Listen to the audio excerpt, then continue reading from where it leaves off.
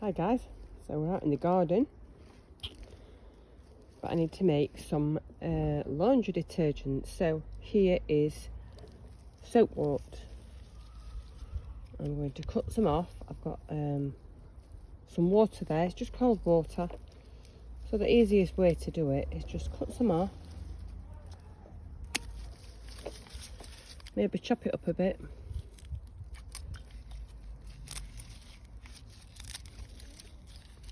Just to get some juices going out of it. We don't need to go too mad. Obviously it'll grow back, it's a perennial. But yeah, it does the trick. So all I do is just cut these leaves up, put them in the pot, and then I'm going to leave them in here for 2 or 3 days. And then by the time that time's up, there will be a nice green colour. And then you know when it's ready. Let me just do a little tester with you now. I mean, obviously it's not ready, but if you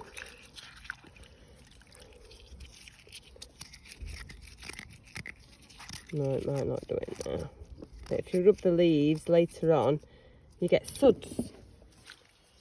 And you know it's ready, obviously. So it's just an easy way of making natural laundry detergent. No nasties in it. It's all good stuff.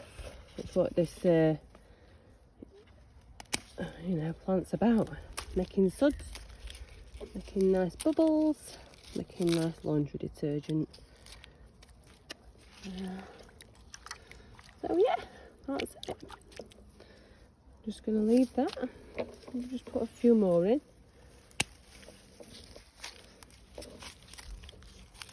This is a perennial plant, so it'll just keep on growing every year. So don't ever need to buy any detergents ever again. So that's it. Job done.